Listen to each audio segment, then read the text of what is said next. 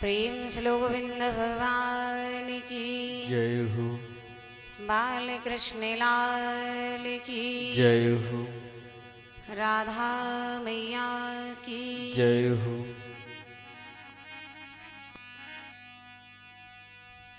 ओम।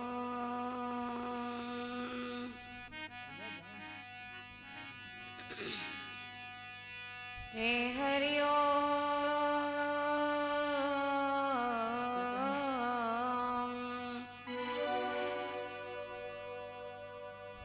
गजाननं भूतिगणादिसेवितं कपित्थजम्मू फलचारुभक्षणम् उमासुतं शोकविनाशकारकम् नमामि विघ्नेश्वरपादपङ्कजम्। के जय गणनायक गणपति जय गणराज गणेश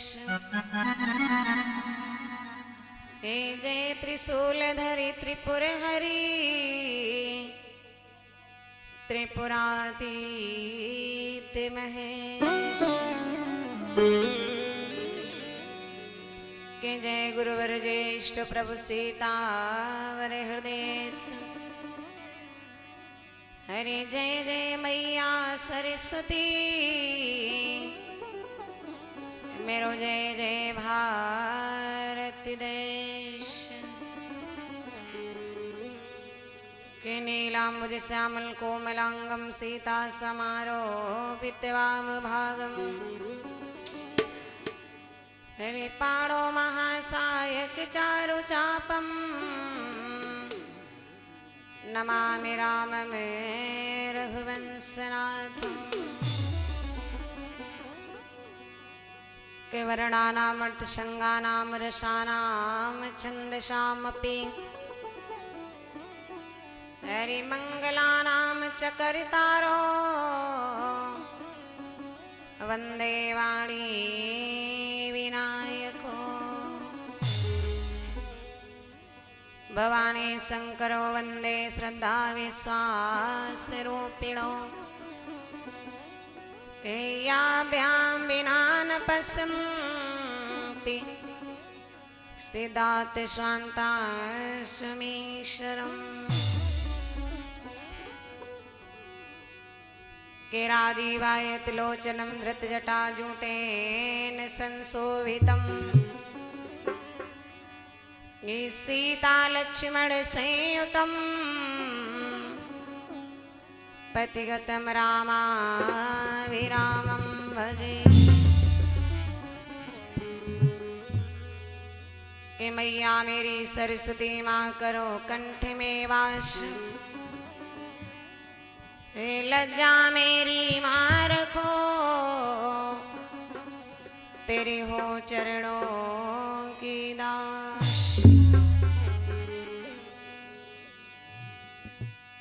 श्री गुरु चरण सरोज रज निज मन मुकुर सुधार हरे बरनहु रघुवर विमल जसे जो दायके फल चार के बुद्धिहीन तनु जान के सुमिरो पवन कुमार हरि बल बुद्धि विद्या देहु मोहि हरहु कलेश विकार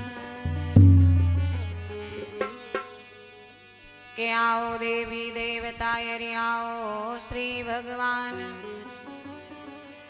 और कथा सुनन को आइयो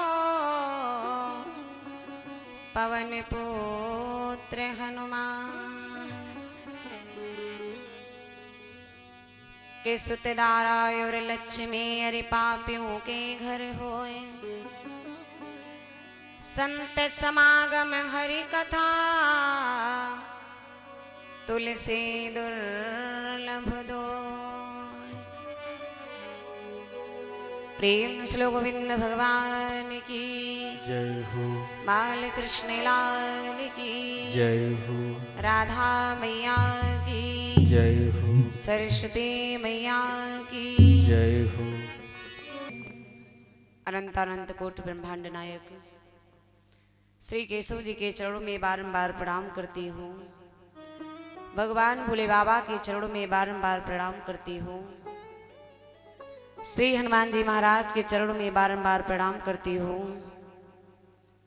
श्रद्धेय श्री सुखदेव जी महाराज के चरणों में बारंबार प्रणाम करती हूँ। श्रद्धेय श्री परीक्षित महाराज के चरणों में बारंबार प्रणाम करती हूँ। दूर दराज से आसपास से आए हुए कथा के प्रेमी भैया लोग, सती अनुसुईया सीता सावित्री गार्गी के पच्चिन्हों पर चलने वाली समस्त हमारी माताएं एवं बहनें एवं इस देश के कड़हार होनहार नौनिहार छोटे छोटे प्यारे प्यारे बच्चे, मंच पर विराजमान श्री ठाकुर जी महाराज, मंच पर साथ दे रहे गद्य एवं पद्य में हमारे सभी साथी भैया लोग, जितने लोग यहाँ पर आए हुए हैं या जहां तक मेरी आवाज जा रही है, सभी की आत्माओं का अर्चन बंदन करते हुए परम पूज्य गुरुदेव भगवान के चरणों का ध्यान करते हुए इस मंच की तरफ से सभी का हार्दिक बंदन अभिनंदन है। और जितने लोग यहाँ पर आए हुए हैं या जहां तक मेरी आवाज जा रही है, सभी को मेरी तरफ से जय सीताराम, जय राधे श्याम। आइए मन और वाणी को पवित्र करने के लिए 2 बार उस परमपिता परमात्मा के पावन नाम का संकीर्तन बोलेंगे। तत्पश्चात भगवान की पावन चर्चा सभी लोग बड़े प्रेम के साथ में ताली बजाते हुए श्रद्धा और भाव के साथ बोलेंगे। मीठी मीठी ताली बजाते हुए सभी भैया लोग, सभी माताएं बहनें ताली बजाते हुए श्रद्धा और भाव के साथ बोलेंगे।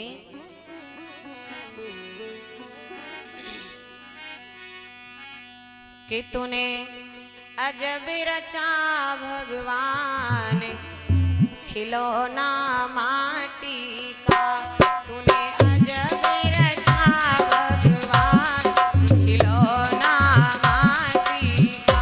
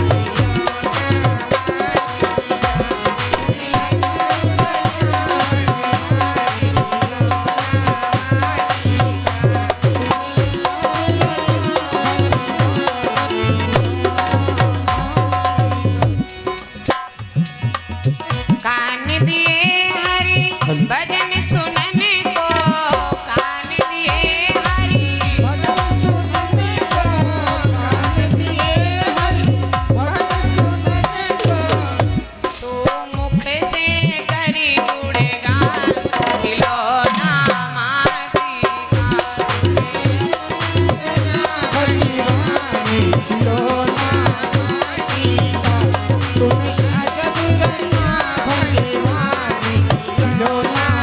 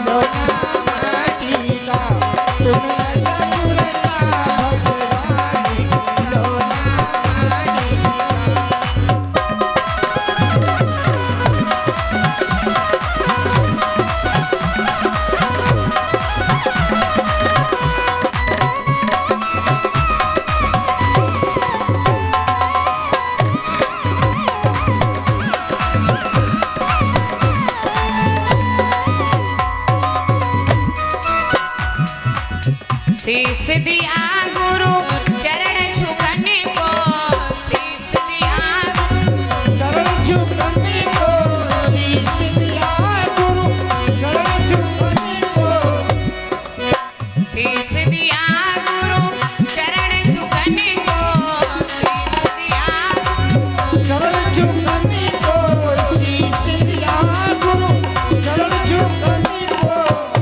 और हाथ से करी कुछ दान खिलौना माटी का। ये तूने जब लगा भगवान खिलौना माटी का, तूने जब लगा भगवान खिलौना माटी का।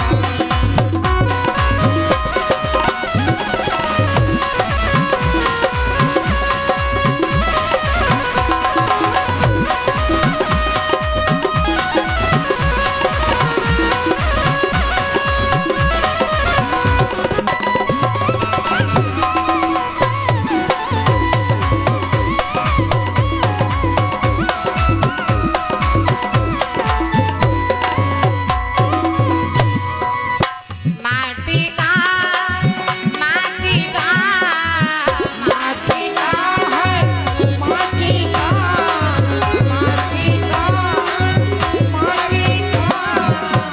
तूने अजब रचा भगवान खिलौना माटी का। तूने अजब रचा भगवान खिलौना माटी का, तूने अजब रचा भगवान खिलौना माटी। प्रेम श्लोक गोविंद भगवान की जय। बाल कृष्ण लाल की जय राधा मैया की जय सरस्वती मैया की जय। आइए ध्यान दीजिएगा। हर हर गंगा के किनारे विराजमान श्री सुखदेव जी महाराज राजा परीक्षित को ज्ञान और मोक्ष का उपदेश दे रहे थे। तो श्री सुखदेव जी महाराज ने राजा परीक्षित से जवाब दिया है, राजन एक बात गौर करना। जवाब दिया, एक बात ये भी ध्यान देना कि हम और आप जब भगवान के दरबार में जाते हैं, हम और आप परमात्मा के दरबार में जाते हैं और परमात्मा के दरबार में जाकर के कुछ न कुछ जरूर मांगते हैं। लेकिन मैंने लोगों को कहते सुना है कि लोग कहते हैं कि एक बात बताओ, सतयुग में भगवान आए और सतयुग में भगवान ने आकर के अपने भक्तों को दर्शन दिया। त्रेता में भगवान आए, भगवान ने आकर के अपने भक्तों को दर्शन दिया। द्वापर में भगवान आए, भगवान ने आकर के अपने भक्तों को दर्शन दिया। लेकिन महाराज ये कलयुग में भगवान क्यों नहीं आते? कलयुग में भगवान क्यों नहीं आते हैं और आकर के अपने भक्तों को दर्शन क्यों नहीं देते? ये बात कभी गौर की है कि सतयुग में भगवान आए, भगवान ने दर्शन दिया। द्वापर में भगवान आए, भगवान ने दर्शन दिए। त्रेता में आए, त्रेता में दर्शन दिया। लेकिन जो है भगवान इस कलयुग में क्यों नहीं आते, क्यों नहीं आकर के दर्शन देते? तो महाराज कलयुग में जो है, कलयुग में भगवान के भक्त जो हैं वो स्वार्थी हो चुके। कलयुग में भगवान के भक्त जो हैं वो स्वार्थी हो चुके हैं। कलयुग में भगवान के भक्त जो हैं स्वार्थ बस पूजा करते हैं। हम और आप जो हैं स्वार्थ के बस पूजा करते हैं जब तक स्वार्थ रहता है। अब स्वार्थ कैसा? अगर किसी चीज की जरूरत पड़ी तो जाकर के दरबार में पहुंचे। जैसे भोले बाबा का दरबार है तो यही कहते हैं, भोले बाबा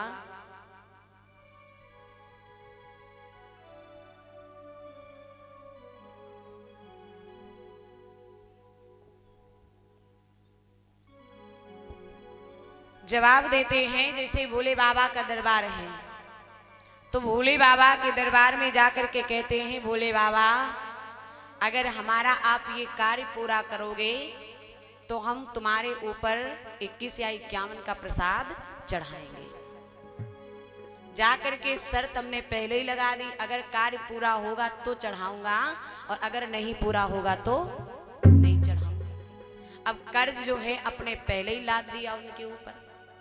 तो एक बात बताइए, जिस व्यक्ति का जिसके ऊपर कर्ज होगा, क्या वो व्यक्ति उसके दरवाजे पर जाएगा? व्यक्ति यही सोचेगा कि जब तक इसका कर्ज नहीं पूरा कर लूंगा तब तक इसके सामने नहीं जाऊं। कहीं ऐसा ना हो ये हमसे मांग बैठे, कहीं ऐसा ना हो कि अपना कर्ज जो है हमसे मांग बैठे और तुमने भोले बाबा के ऊपर कर्ज पहले ही लाद दिया कि अगर कार्य पूरा होगा तो चढ़ाऊंगा, अगर नहीं पूरा होगा तो नहीं चढ़ाऊंगा। तो भोले बाबा कैसे आ जाएंगे, आकर के दर्शन देंगे। तो इसीलिए कहते हैं कि द्वापर में भगवान आए, भगवान ने दर्शन दिया, क्योंकि द्वापर के भक्त स्वार्थी नहीं थे। त्रेता में भगवान आए, भगवान ने आकर के दर्शन दिया। कलयुग में इसलिए नहीं आते हैं क्योंकि कलयुग के भक्त स्वार्थी हो चुके हैं, अपने स्वार्थ बस पूजा करते हैं, स्वार्थ सिद्ध हो गया तो पूजा भी छोड़ देते हैं। लेकिन जरा विचार करिए, हम और आप परमात्मा को भूल जाते हैं, और अगर परमात्मा हम और आप को भूल जाए तब क्या होगा? अगर परमात्मा हम और आप को भूल जाए तब क्या होगा? तब तो जो नहीं होना होगा वो भी हो जाएगा। ध्यान रखिएगा, परमात्मा से सब कुछ मांगना कि हे ठाकुर जी मुझे सब कुछ दे देना, लेकिन इतनी कृपा बनाए रखना कि मैं आपको न भूल जाऊं, मैं आपको न भूल जाऊं, क्योंकि परमात्मा जो है अपने भक्तों को कभी नहीं भूलता है। परमात्मा जो है कभी भी अपने भक्तों को नहीं भूलता है। भक्त जो इतने स्वार्थी हो जाते, जो भक्त परमात्मा को भूल जाते हैं। प्रेम से लो गोविंद भगवान की। आइए ध्यान दीजिएगा, ये प्रसंग उस समय का है, गौर करना। जरा प्रसंग थोड़ा हट के है कि हमारे इस हिंदुस्तान के अंदर न जाने कैसे कैसे सपूतों ने जन्म लिया, कैसी कैसी वीरांगनाओं ने जन्म लिया, और हमारे इस हिंदुस्तान के अंदर न जाने कैसी सतियों ने जन्म लिया, जिन सतियों के ऊपर भारत देश टिका हुआ है। ऐसी महान सतियां हुई इस हिंदुस्तान के अंदर, जिन सतियों के ऊपर हमारा ये भारत देश टिका हुआ है। लेकिन एक बात गौर करना, हमारे हिंदुस्तान को अगर सजाने वाले हैं तो 3 लोग हैं, और अगर इस देश को गिराने वाले वो भी 3 लोग हैं। कौन कौन से लोग हैं जो इस देश को सजाते हैं, कौन कौन से लोग हैं इस देश को गिराते हैं? जरा गौर करना कि 3 सजावते देश को, अरे मेरे भैया, कोई सती संत और सूरज।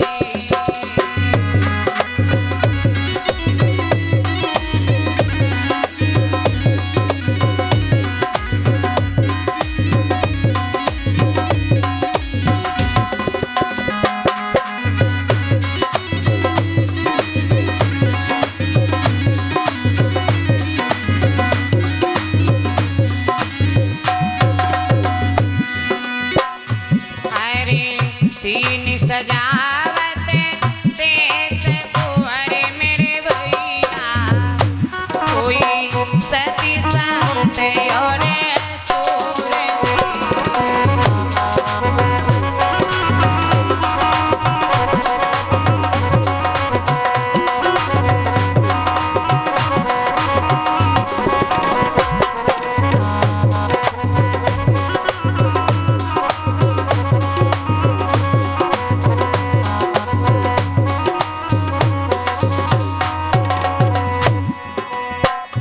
और 3 लजावत देश को, अरे मेरे भैया,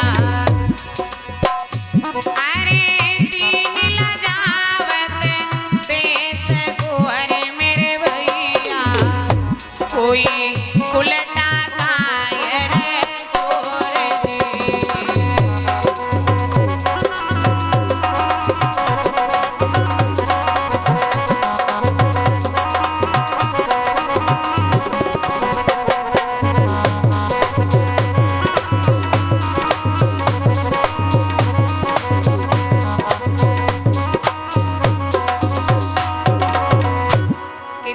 सजावत लजावत देश को सती संत और सूर, और 3 लजावत देश को कुलटा कायर चोर। इस देश को सजाने वाले हैं तो 3 लोग हैं। वो 3 लोग कौन कौन से हैं? नंबर 1 पर सतवंती नारी, और नंबर 2 पर संत, और नंबर 3 पर सूर। और अगर इस देश को गिराने वाले हैं तो वो भी 3 लोग हैं। वो 3 लोग हैं कौन कौन से? नंबर 1 पर उल्टा स्त्री, नंबर 2 पर कायर व्यक्ति, और नंबर 3 पर चोर। इस देश को सजाने वाले वो भी 3 लोग हैं, इस देश को गिराने वाले वो भी 3 लोग हैं। लेकिन हमारे इस हिंदुस्तान के अंदर ऐसी ऐसी सतियों ने जन्म लिया, जिन सतियों के ऊपर हमारा ये भारत देश टिका हुआ है। कैसी सतियों ने जन्म लिया? एक विद्वान कहता है क्या कि तेरे अंदर अनसुईया सी,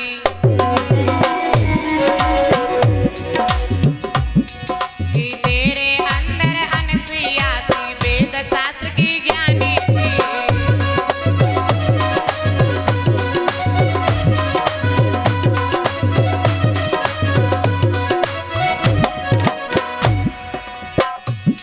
कि तेरे अंदर अनसुईया सी वेद शास्त्र की ज्ञानी थी,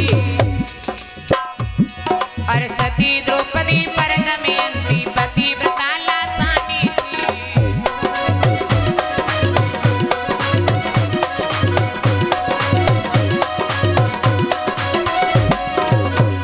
और कि 14 वर्ष रही थी वन में सीता मात भवानी थी, कि 14 वर्ष रही थी वन में सीता मात भवानी थी। अरे रथ की धुरा खींच के लाई कैकेयी महारानी थी।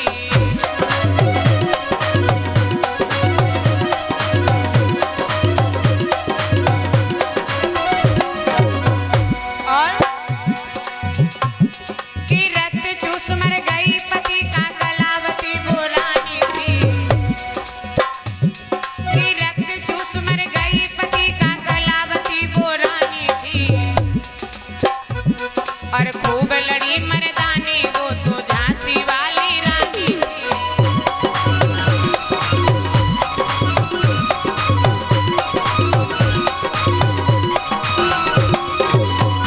हमारे इस हिंदुस्तान के अंदर अनेकानेक सतियों ने जन्म लिया है।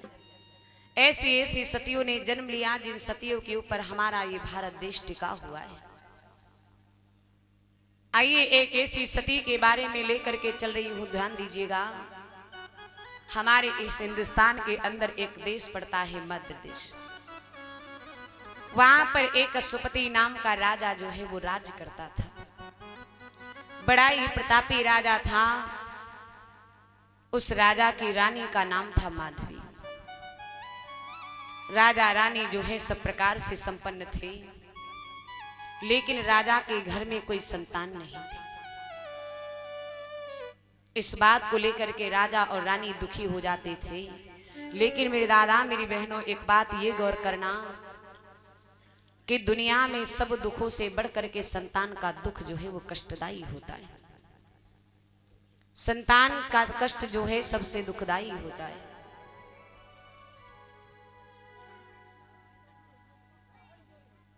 और 200 मुद्राएं लाल सिंह हेड मास्टर पश्चिमपुरवा की तरफ से भगवान के चरण में सादर समर्पित है। भगवान उसका सब बनाए रखिए।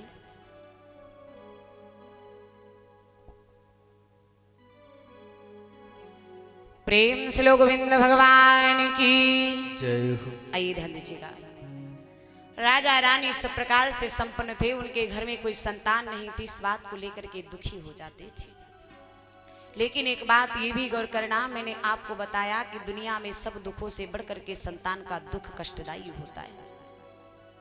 जिस मैया के घर में औलाद न हो, उस मैया से पूछो उसके दिल पर क्या बीतती है। आज राजा रानी जो है बहुत दुखी हो जाते हैं कि रानी की कोख से किसी पुत्र ने जन्म नहीं लिया। आज उसी समय जो है रानी ने क्या किया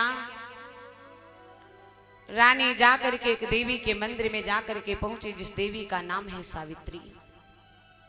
रानी माधवी ने जाकर के मैया के आगे हाथ जोड़ करके बैठ गई। बोली, मैया मैं तुमसे विनती करती हूँ, तुम्हारे सामने झोली फैलाती हूँ, मेरी झोली में भीख डाल दो, क्योंकि मैया मेरे कोख से किसी बच्चे ने जन्म नहीं लिया, ये कष्ट मुझे बहुत सताता है।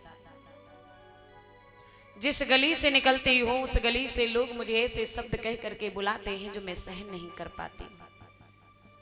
आप ऐसा कीजिए, मेरे ऊपर कृपा कीजिए, मेरी गोदी को भर दीजिए।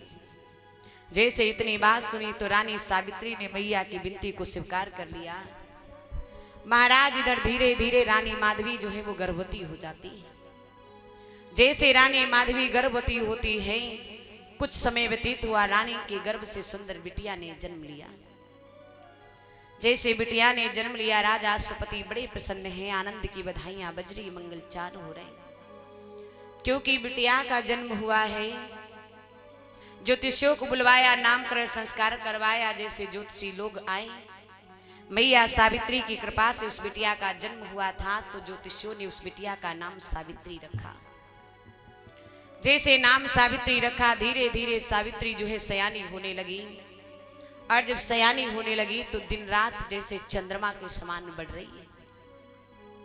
जिस प्रकार द्विज का चंद्रमा बढ़ता है, उस प्रकार से सावित्री बढ़ रही है। और है कैसे कि अरे चंदा सो मुखारे बिंदु, कि अरे चंदा सो मुखारे बिंदु, सो बाहु कहीं ना जाए, मृगे जैसे नैना लगी, खंजनाओं शरमाए।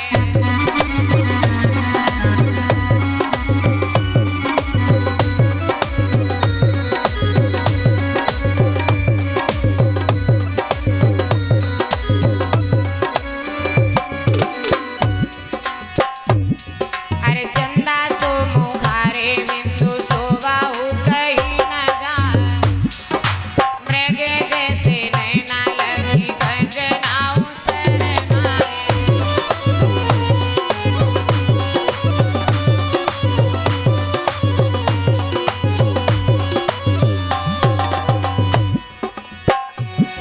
अरे चंदा सो मुखारे बिंदु, सो बाहु कहीं ना जाए, मृग जैसे लगी, खंजनाओं शरमाए।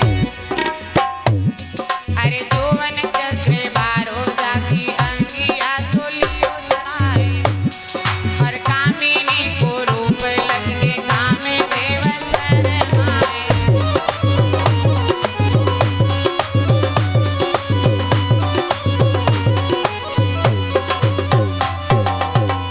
आज इधर धीरे धीरे जो है बिटिया सयानी होती। जैसे धीरे धीरे सावित्री सयानी होती है, चंद्रमा के समान मुखड़ा है। चंद्रमा के समान मुखड़ा है। धीरे धीरे जिस समय सावित्री की उम्र 18 साल की हो जाती है। एक दिन की बात है, महाराज सुपति ने क्या किया, सावित्री जो है अपने सखियों के साथ में गुड्डा और गुड़िया का खेल खेल रही थी। तब तक सावित्री की मैया आई, आवाज लगाया, सावित्री। सावित्री ने जवाब दिया, हाँ मम्मी। तो कहने लगी, क्या कर रही थी? जवाब दिया, कुछ नहीं मैया, बस अपने गुड्डा की शादी कर रही थी। जैसे रानी ने इतनी बात को सुना, रानी के दिमाग में बात गूंज गई कि मेरी बिटिया को भी वर की जरूरत है, मेरी बिटिया के हाथ पीले करने हैं, मेरी बिटिया सयानी हो गई, शादी के योग्य हो गई। उसी समय रानी ने क्या किया, बांदी को बुलाया, और बांदी को बुला करके रानी ने क्या जवाब दिया, कहा, बांदी सुनो कि बांदी लई बुलाई, कहीं समझाई, चली निक जारी कहाँ। अब मेरे सैया को बुलाई के महल में बिटिया लाई।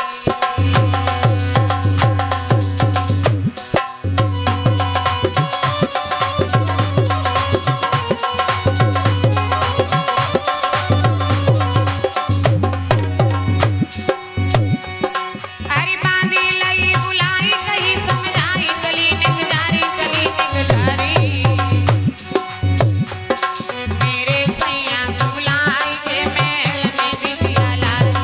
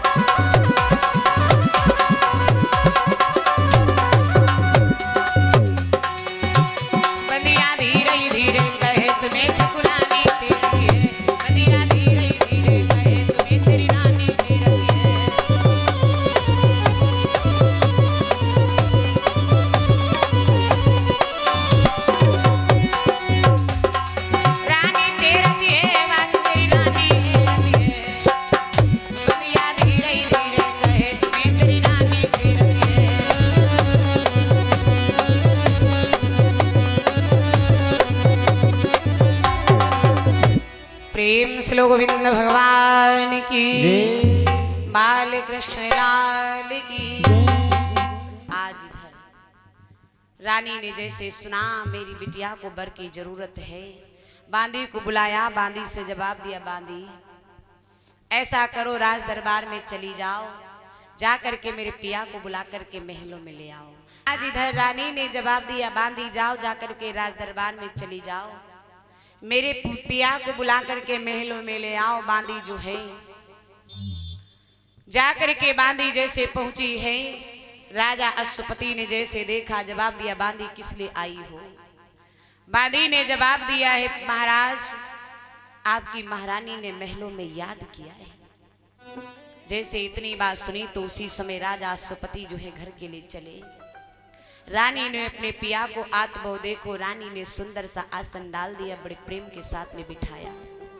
मोर का पंखा लेकर के मैया अपने पति के ऊपर हवा करने लगी। राजा अश्वपति ने जवाब दिया है, रानी एक बात बताओ, तुमने मुझे क्यों याद किया है? जैसे इतनी बात सुनी तो रानी ने हाथ जोड़ करके जवाब दिया, पिया मेरी बात सुनो। और क्या बोली कि जा बिटिया सियानी हुई गई है धीरे धीरे, जा बिटिया सियानी हुई गई है धीरे धीरे।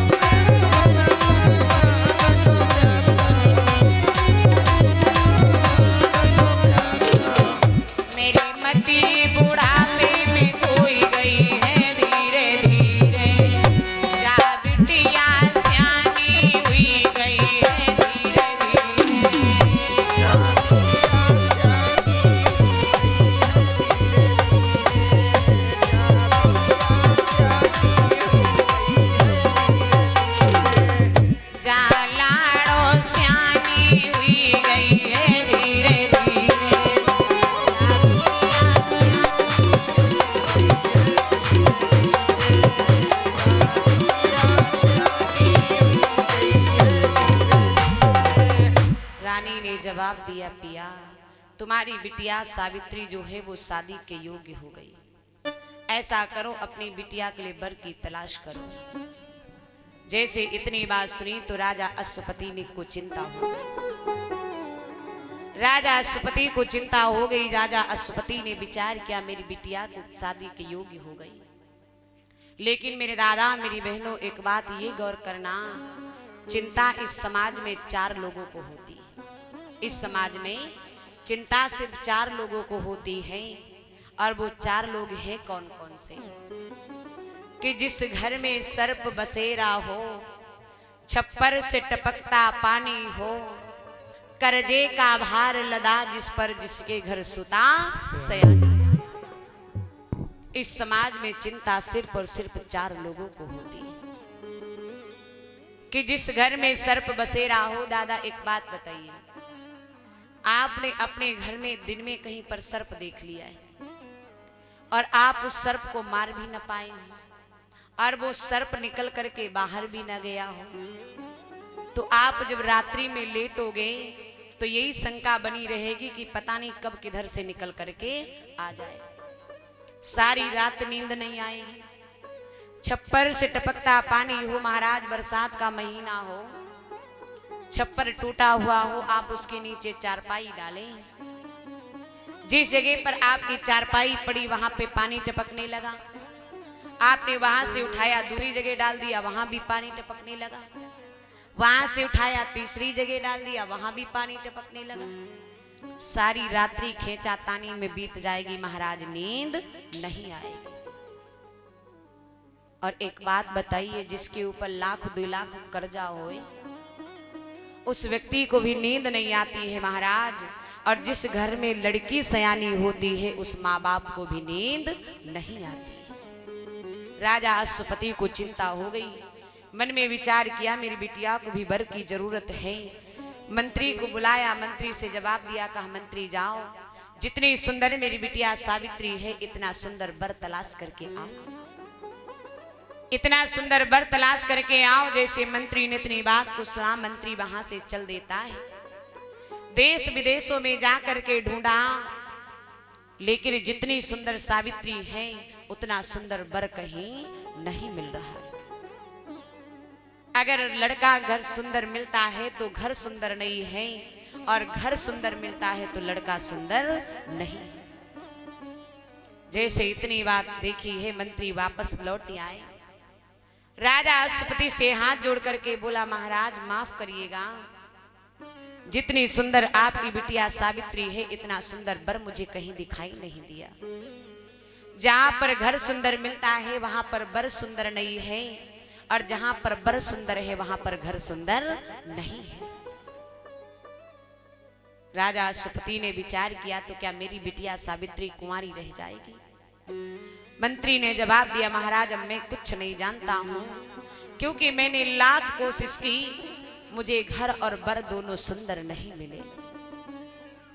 जैसे इतनी बात सुनी तो राजा अश्वपति ने जवाब दिया, ठीक है कोई बात नहीं। उसी समय राजा अश्वपति ने क्या किया, अपनी बिटिया सावित्री को बुलाया। सावित्री को बुला करके जवाब दिया, कहा सावित्री ऐसा है, मैंने तुम्हारे लिए इतने दिन तक वर का चुनाव करवाया, लेकिन कोई मुझे सुंदर वर नहीं मिला। तो जाओ, मैं तुम्हें आदेश देता हूं कि तुम अपने मन पसंद का वर जो है वो तुम चुन सकती हो, अपने मन पसंद वर चुन सकती हो। जैसा तुम्हें अच्छा लगे वैसा वर तुम अपने आप में चुन लेना। जैसे इतनी बात सुनी, सावित्री जो है वहां से चली, अपनी सखियों को साथ में लिया। मैया सावित्री ने रथ को सजवाया, रथ में सावित्री सखियों के समेत बैठ लेती। जैसे सखियों के समेत मैया बैठी हैं, आज सारी सखियों से जवाब देती हैं, बहना मेरी बात सुनो। और क्या बोली है कि बहन चले तो ढूंढवाई दे, कि बहन चले तो ढूंढवाई दे, नीके मिले मोको बरतार। बहन चले तो ढूंढवाई दे, नीके मिले मोको बरतार। बहन चले तो ढूंढवाई दे, नीके मिले मोको बरतार। बहन चले तो ढूंढवाई दे, नीके मिले मोको बरतार। बहन चले तो ढूंढवाई दे, बहन चले तो ढूंढवाई दे, नीके मिले मोको बरतार। बहन चले तो ढूंढवाई दे, नीके मिले मोको बरतार। बहन चले तो ढूंढवाई दे, नीके मिले मोको बरतार। और इधर हुआ क्या, विप्र मंत्री बढ़ी चले अंगार,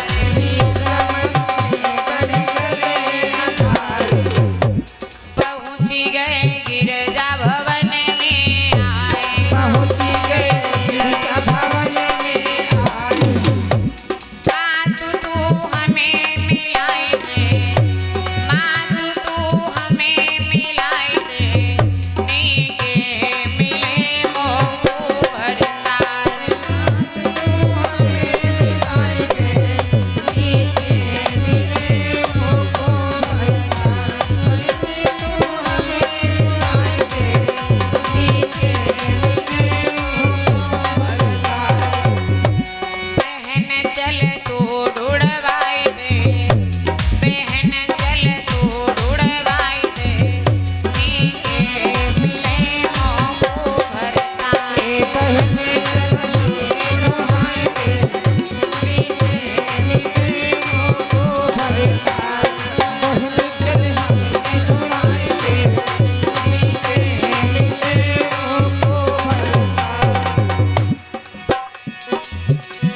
कहियो सावित्री बानी, कहियो सावित्री बानी, बहन तू सुन ले सुज्ञानी, बहन तू सुन ले सुज्ञानी,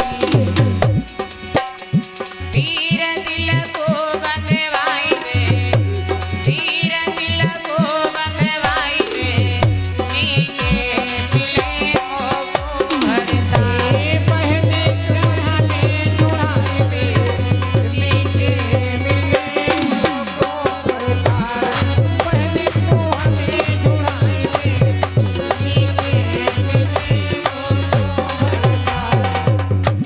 बहन चल तू ढूंढवाई दे, बहन चल तू ढूंढवाई दे, नीके मिले मोको भरताई।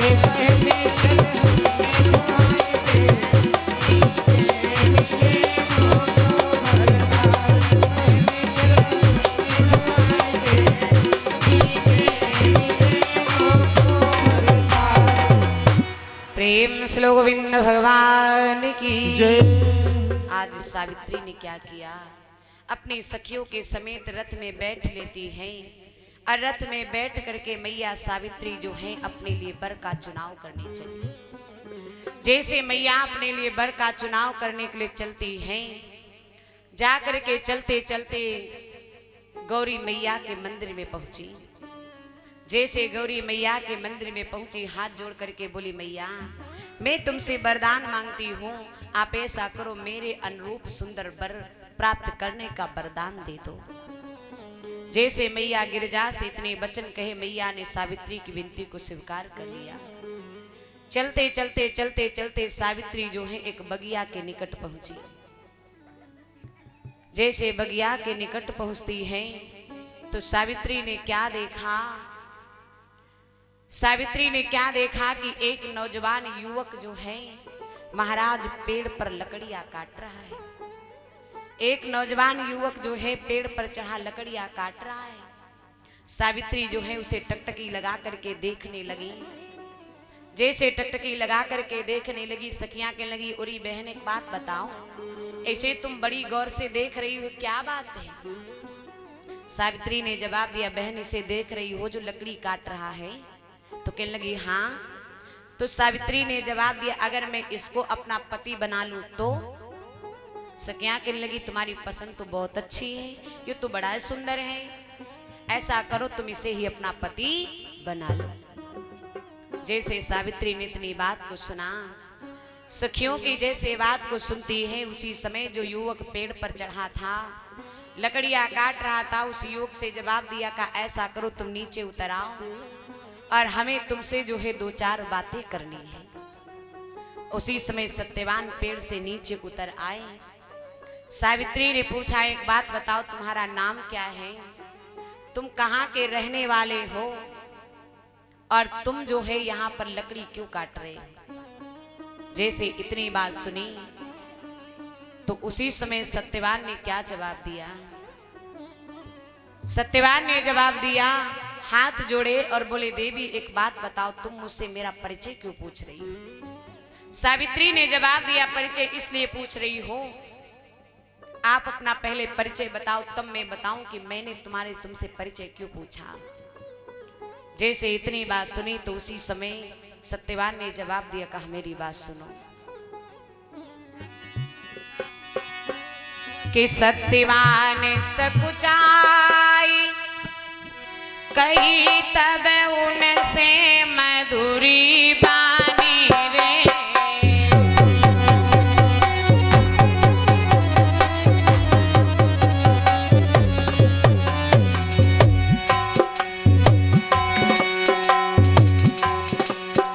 अरे सत्यवान सकुचाई कही तब उनसे मधुरी बानी रे। और घुमक सेन है पिता हमारे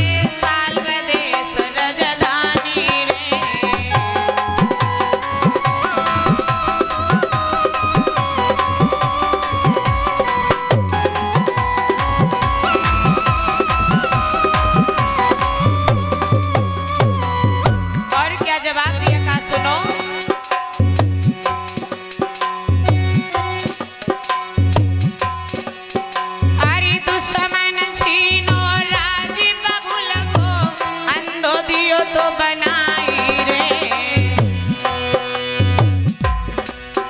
और भटके भटके जाई विपिन में आश्रम लो तो बनाई रे।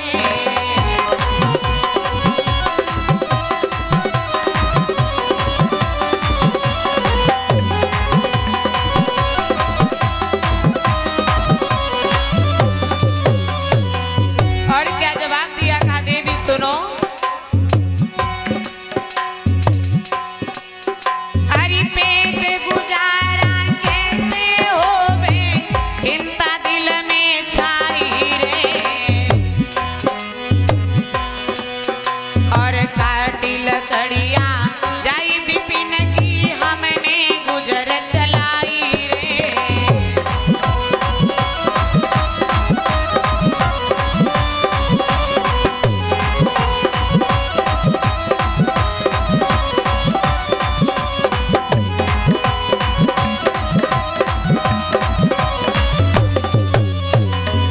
और क्या जवाब दिया था मेरी बात सुनो,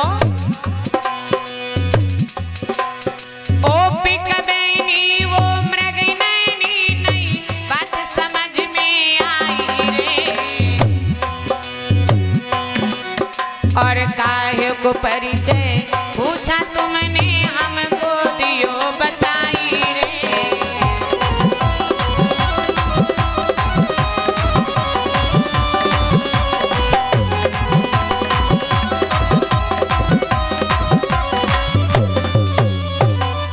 सत्यवान ने जवाब दिया मेरा नाम सत्यवान है, और मेरे पिता जो है वो साल्व देश के राजा थे, जिनका नाम घुमक सेन है। दुश्मनों ने चढ़ाई किया, मेरे पिताजी का राजपाट छीन लिया, मेरे पिताजी को अंधा बना दिया, हमें राज से भगा दिया। तो हम राज से निकल करके भटकते भटकते इसी जंगल में आए, जंगल में आकर के इस कुटिया को बना करके रहते हैं। इस पेट का गुजारा कैसे हो, तो पेट को पालने के लिए हम इस जंगल की लकड़ी को काट करके अपने पेट का गुजारा कर रहे हैं। लेकिन एक बात समझ में नहीं आई, तुमने मुझसे मेरा परिचय क्यों पूछा?